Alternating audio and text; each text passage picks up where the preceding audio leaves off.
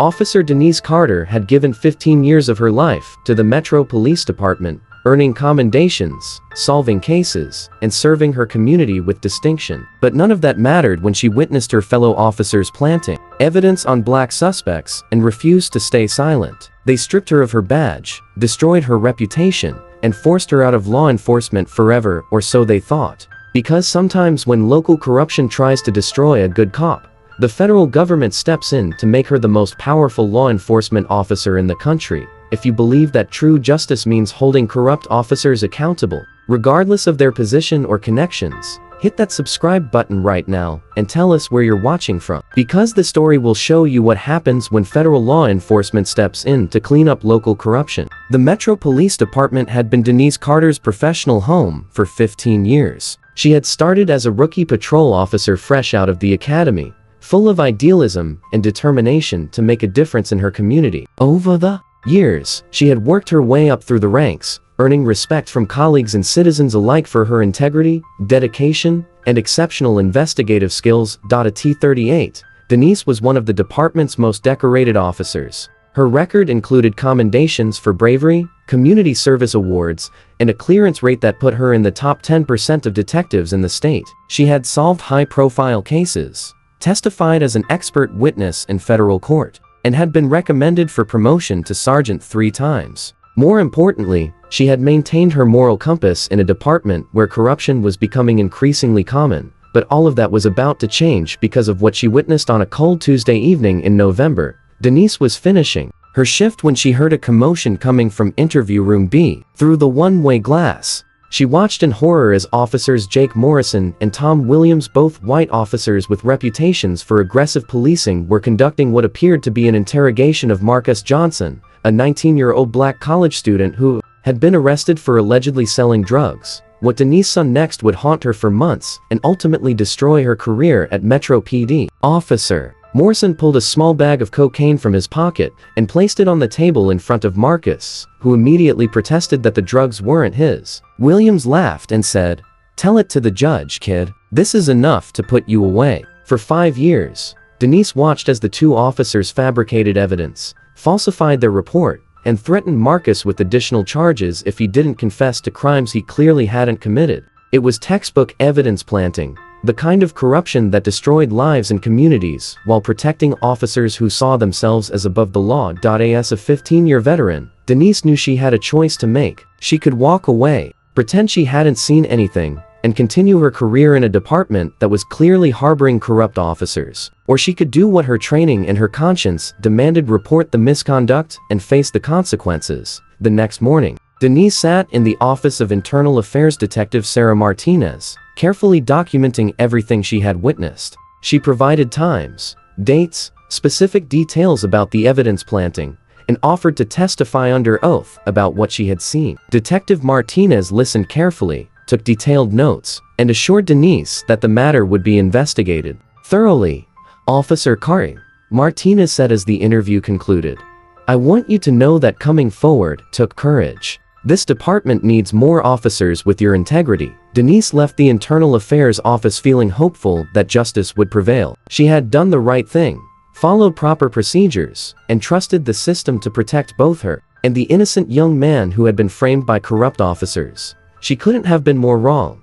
Within 24 hours, word of Denise's Internal Affairs report had somehow leaked throughout the department. Officers who had once been friendly began avoiding her in the hallways. Her partner requested a transfer, citing irreconcilable differences. Anonymous notes appeared in her locker calling her a snitch and a traitor. Captain Robert Morrison, Jake Morrison's uncle and a 25-year veteran with significant influence in the department, called Denise into his office 3 days after her IA report. "Carter," he said without preamble, "I hear you've been making some serious accusations against good officers." Denise straightened in her chair. "Sir, I reported what I witnessed. Officers Morrison and Williams planted evidence on a suspect and falsified their report." Captain Morrison's expression hardened. "That's a very serious accusation to make against officers with spotless records. Are you absolutely certain about what you think you saw?" "Sir, I know what I saw. I documented everything and provided detailed statements to Internal Affairs. Let me ask you something. Carter, how long have you been experiencing stress, Personal problems? Maybe some issues with alcohol or prescription medications. Denise felt a chill run down her spine. Captain Morrison wasn't interested in the truth of her allegations. He was already working to discredit her. Sir, I'm not experiencing any personal issues. I witnessed officers planting evidence, and I reported it through proper channels. Morrison leaned back in his chair, studying her with cold eyes. Officer Carter, I'm going to give you some advice. Sometimes officers think they see things that didn't actually happen. Stress, fatigue, personal issues, they can all affect perception. I'd suggest you reconsider your statement before this goes any further. The threat was barely veiled. Denise realized that Captain Morrison wasn't just protecting his nephew, he was protecting a culture of corruption that went far deeper than two officers planting evidence. Sir, with respect, I know what I witnessed. I stand by my report.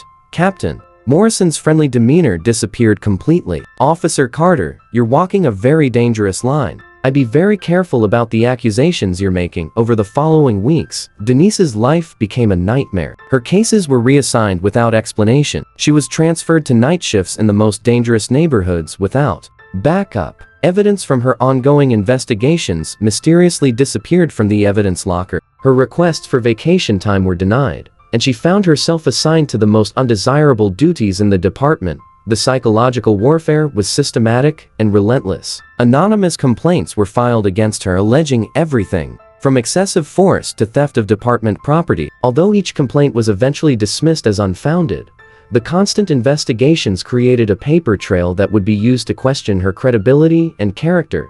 Detective Martinez from Internal Affairs called Denise 6 weeks after her initial report. The news was devastating, but not surprising.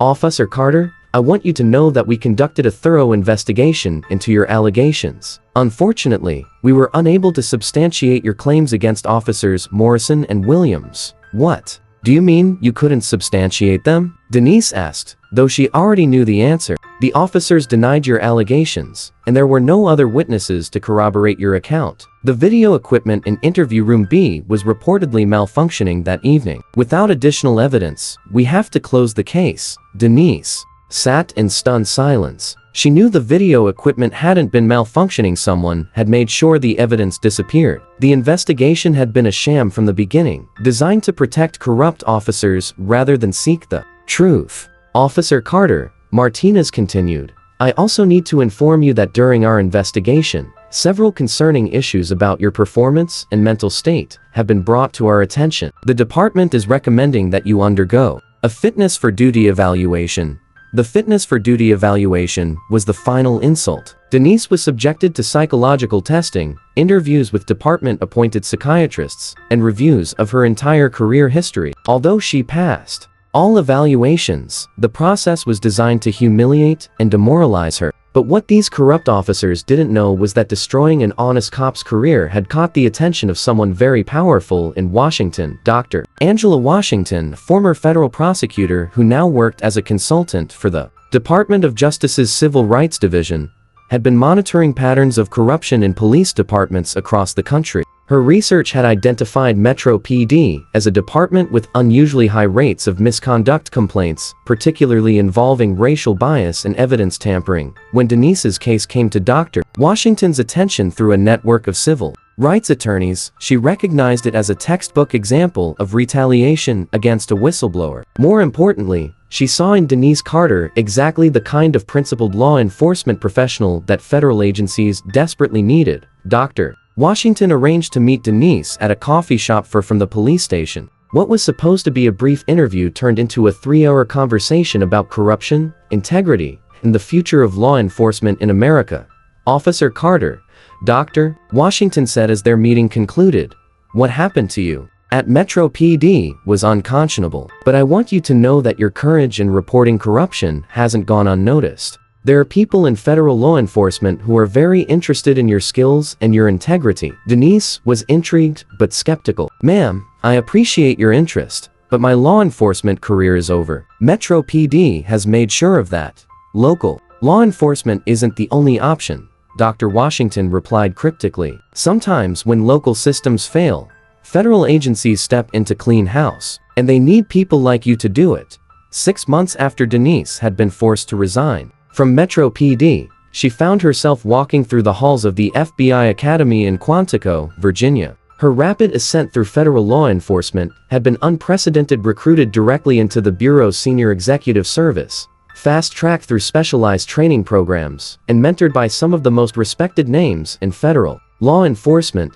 The FBI had been watching Metro PD for months, building a civil rights case against the department's systematic pattern of discrimination and corruption. Denise's insider knowledge, combined with her spotless record and investigative skills, made her invaluable to the federal investigation, but even Denise was surprised when FBI Director Patricia Hayes called her into the director's office at FBI headquarters. "Agent Carter," Director Hayes began, "your work on the Metro PD investigation has been exceptional. Your insights into department culture and your ability to identify patterns of corruption have been invaluable." Denise nodded, unsure where the conversation was heading. "I'm also aware of your background, 15 years of distinguished service, a record of integrity that couldn't be broken even under extreme pressure, and leadership skills that were recognized even by those who were trying to destroy your career." Director Hayes paused, studying Denise carefully. "Agent Carter, I'm announcing my retirement next month. The president has asked me to recommend my successor. I'm recommending you."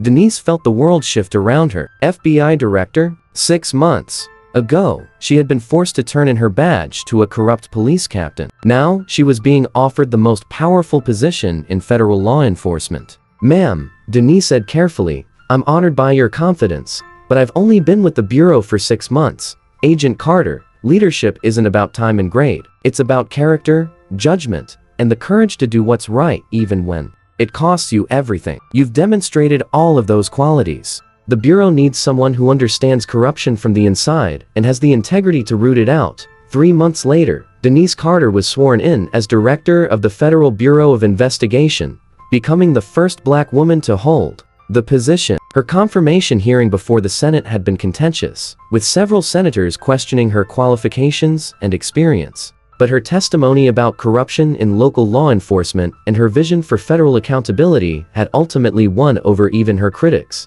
Now, as FBI director, Denise had resources and authority that dwarfed anything she had possessed as a local police officer. She controlled a budget of over $9 billion, supervised 35,000 employees, and had jurisdiction over federal crimes throughout the United States. 6 months later, when federal agents surrounded the police station, the officers were about to learn what real law enforcement looks like. Director Carter's first major initiative was the creation of a specialized civil rights task force designed to investigate systematic corruption in local police departments. Metro PD was the task force's first target.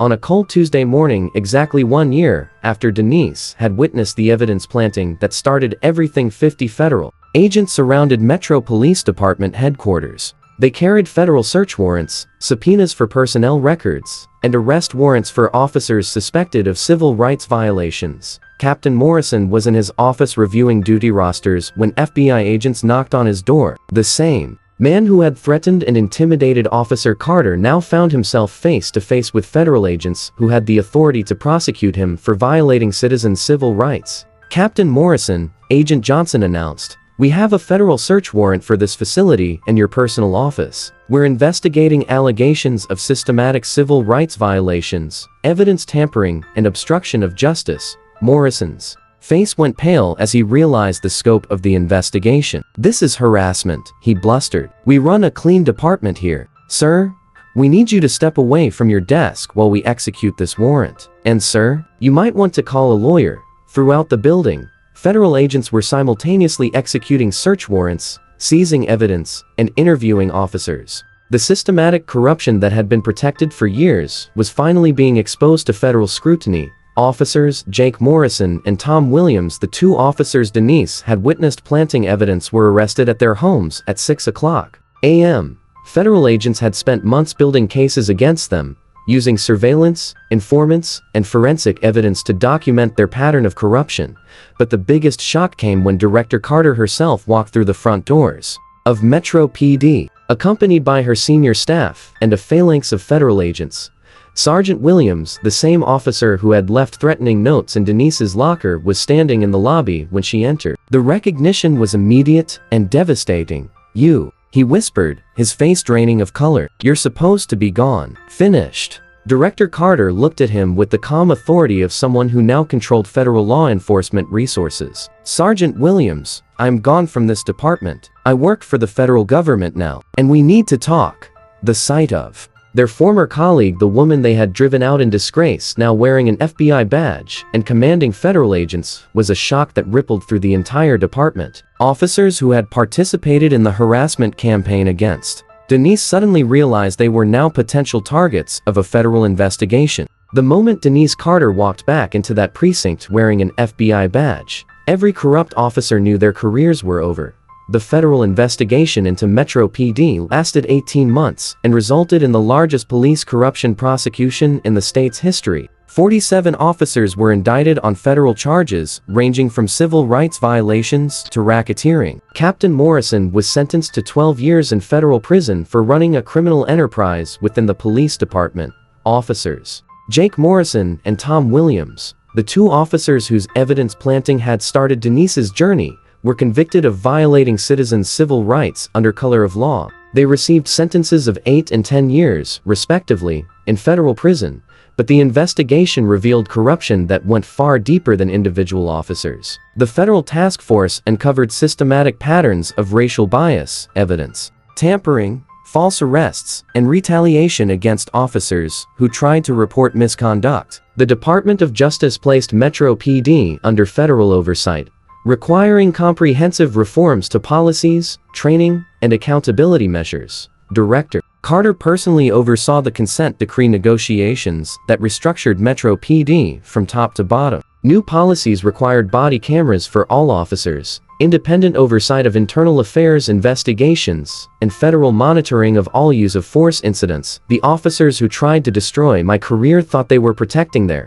corrupt system," Director Carter said during a press conference announcing the consent decree. "What they actually did was expose systematic civil rights violations that demanded federal intervention. Their retaliation against an honest officer became the foundation for cleaning up an entire department." Marcus Johnson, the young man who had been framed with planted evidence, was released from prison after serving 8 months for crimes he didn't commit. The federal investigation had vindicated his claims of innocence and exposed the officers who had destroyed his life. He later sued Metro PD and received a settlement of $2.3 million. "Officer Carter saved my life," Marcus said during an interview after his release. "If she hadn't been brave enough to report what she saw, I would have spent 5 years in prison for something I didn't do. She sacrificed her career to protect someone like me that she didn't even know." What happened next would become a landmark case in federal law enforcement and police accountability. Director Carter's success in cleaning up Metro PD became a model for federal intervention in corrupt police departments nationwide. The Civil Rights Task Force she created expanded to investigate police departments in 12 states, resulting in federal oversight of over 40 law enforcement agencies. Her approach combined the insider knowledge of someone who had worked in local law enforcement with the resources and authority of federal agencies. She understood how police corruption operated because she had witnessed it firsthand, but she also had the power to prosecute it effectively. Director Carter changed how the federal government approaches police accountability, said Attorney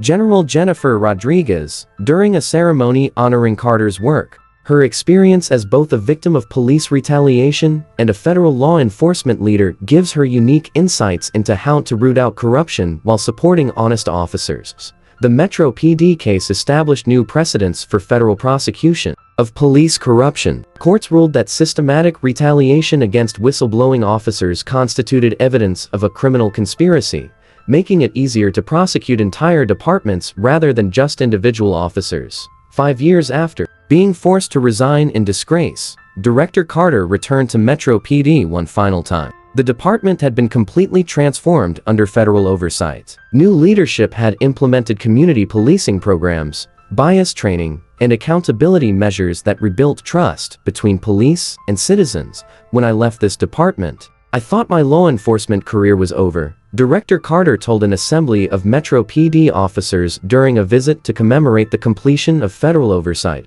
"I never imagined that standing up to corruption would lead me to the FBI director's office."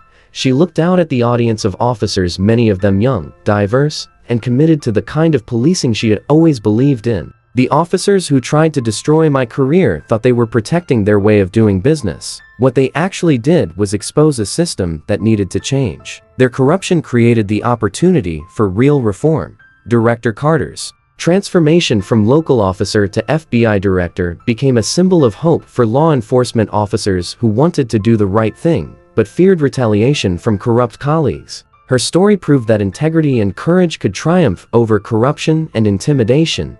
I learned that when local systems fail, federal law enforcement can step in to protect both citizens and honest officers, she reflected. Sometimes the people who try to destroy your career end up creating opportunities you never imagined possible. The badge that Captain Morrison had forced her to surrender 6 years earlier was now displayed in Director Carter's FBI office, a reminder that true law enforcement officers serve justice, not corruption. And across the country, police departments knew that federal oversight was always watching, ready to intervene when local accountability failed. Sometimes justice takes time, but it never takes a break. And sometimes the officers who think they can destroy an honest cop's career end up facing the full power of federal law enforcement led by the very person they tried to silence. Where are you watching this video from? Don't forget to leave a comment with your city. Remember, every comment is a voice, and every voice is a change. What about you? Have you ever encountered such an event or situation? Write a comment. We want to hear your story.